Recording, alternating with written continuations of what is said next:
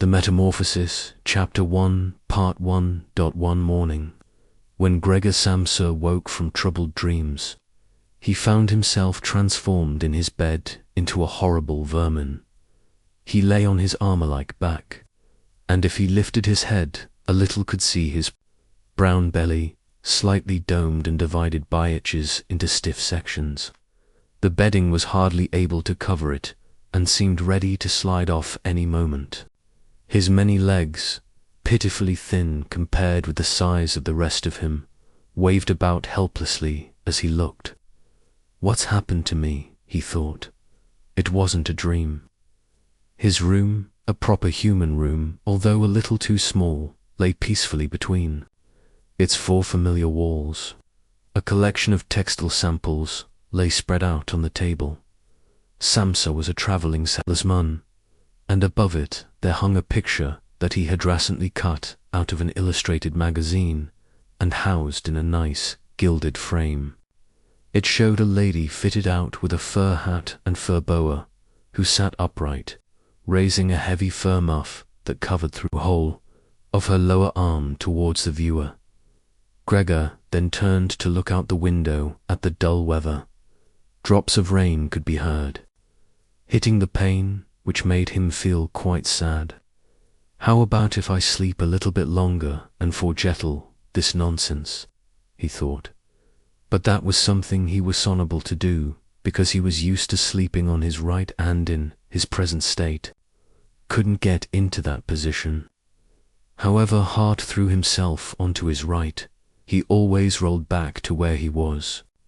He must have tried it 100 times, shut his eyes so that he wouldn't have to look at the floundering legs, and only stopped when he began to feel a mild, dull pain there that he had never felt before. Oh God, he thought, what a strenuous career it is that Ivic on, travelling day in and day out. Doing business like this takes much more effort than doing your own business at home, and on top of that, there's the curse of travelling. Worries about making train connections, bad and irregular food, contact with different people all the time, so that you can never get to know anyone or become friendly with them. It can all go to hell. He felt a slight itch up on his belly, pushed himself slowly up on his back towards the headboard so that he could lift his head better, found where the itch was, and saw that it was covered with lots of little white spots which he didn't know what to mark. And when he tried to feel the place with one of his legs, he drew it quickly back because, as soon as he touched it, he was overcome by a cold shudder. He slid back into his former position. Getting up early all that time, he thought, it makes you stupid. You've got to get an hour's sleep. Other travelling salesmen live a life of luxury. For instance, whenever I go back to the guest house during the morning to copy out the contract, these gentlemen are all wastel sitting there eating their breakfasts. I ought to just try that with my boss. I'd get kicked out on the spot. Boot knows, maybe that would be the best thing for me.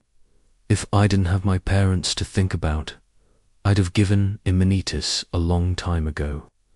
I'd have gone up to the boss and told him just what I think, tell him everything I would, let him know just what I feel. He'd fall right off his desk. And it's a funny sort of business to be sitting up there at your desk, talking down at your subordinates from up there, especially when you have Togo right up close because the boss is hard of hearing.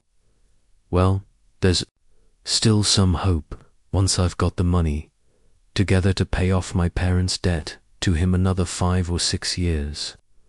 I suppose that's definitely what I'll do. That's when I'll make the big change. First of all, though, I've got to get up.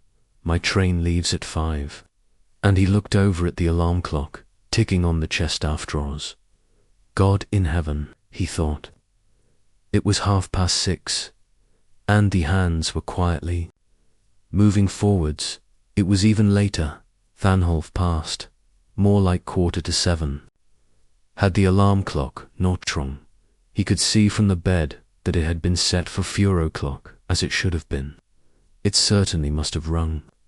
Yes, but was it possible to quietly sleep through that furniture-rattling noise? True, he had not slept peacefully, but probably more deeply because of that. What should he do now? Their next train went at 7. If he were to catch that, he would have Eto rush like mad, and the collection of samples was still not packed. And he did not at all feel particularly fresh and lively, and even if he did catch the train, he would not avoid his bossenger as the office assistant would have been there to see the 5 o'clock train go. He would have put in his report about Gregor's not being there a long time ago.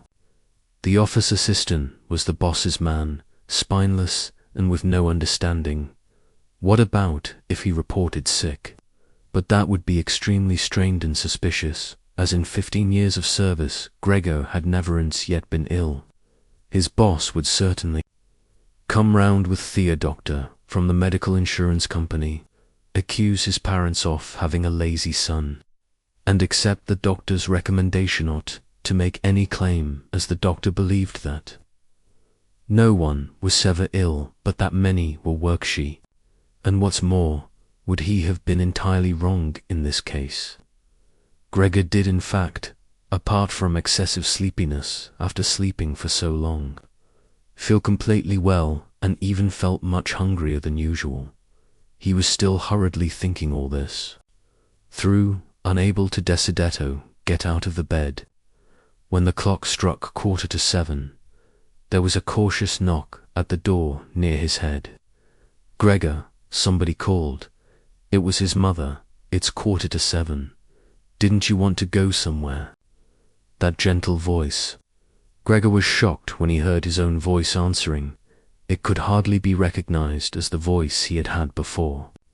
As if from deep inside him there was a painful and uncontrollable squingy mixed in with it. The words could be made out at first, but then there was a sort of echo which made them unclear, leaving the hearer unsure whether he had heard properly or not. Gregor had wanted to give a full answer and explain everything, but in their circumstances contented himself with saying, "Yes, mother, yes, thank you, I'm getting up now." The change in Gregor's voice probably could not be noticed outside through the wooden door. As his mother was satisfied with this explanation and shuffled away, but this short conversation made the other members of the family aware that Gregor, against their expectations, was still at home, and soon his father came a knocking at one of the side doors, gently, but with his fist. "Gregor, Gregor," he called, "what's wrong?" And after a short while he called again with a warning deepness in his voice, "Gregor." Gregor, at the other side door, his sister complaintively, "Gregor, aren't you well? Do you need anything?" Gregor answered to both sides, "I'm ready, now," making an effort to remove all the strangeness from his voice by enunciating very carefully and putting long pauses between each individual word. His father went back to his breakfast. Booth's sister whispered, "Gregor, open the door, I beg of you." Gregor, however, had no thought of opening the door, and instead congratulated himself for his cautious habit, acquired from his travelling, of locking all doors at night, even when Hugh was at home. The first thing he wanted to do was to get up in peace without being disturbed, to get dressed, and most of all, to have his breakfast. Only then would he consider what to do next, as Hugh was well. Aware that he would not bring his thoughts to any sensible conclusions by lying in bed, he remembered that Hayhard often felt a slight pain in bed, perhaps caused by languidly, but that had always turned out to be pure imagination, and he wondered how his imaginings would slowly resolve themselves today. He did not have the slightest doubt that the change in his voice was nothing more than the first sign of a serious cold, which was an occupational hazard for travelling salesmen, It was a simple matter to throw off the covers. He only had toblered himself up a little, and they fell off by themselves. But it became difficult after that, especially as he was so exceptionally broad. He would have used his arms and hitchins to push himself up. But instead of them he only had altos, little legs continuously moving in different directions, and which he was, moreover, unable to control. If he wanted to bend any of them, then that was the first one that would stretch itself out. And if he finally managed to do what he wanted with that leg, all the others seemed to be set free and would move about painfully. This is something that can't be done in bed, Gregor said to himself. So don't keep trying to do it. The first thing he wanted to do was get the lower part of his booty out of the bed. But he had never seen this lower part, and could not imagine what it looked like. It turned out to be too hard to move. It went so slowly.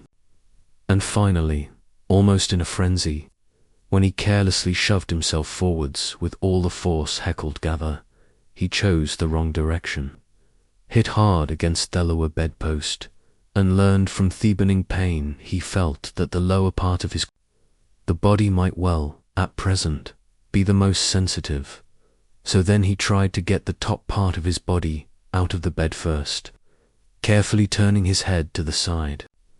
This he managed to quite easily, and despite its breadth and its weight, the bulk of his body eventually followed slowly in the direction of the head. But when he had at last got his head out of the bed and into the fresh air, it occurred to him that, if he let himself fall, it would be a miracle, if his head were not injured. So he became afraid to carry on pushing himself forward the same way, and he couldn't not knock himself out now at any price. Better to stay in bed than lose consciousness.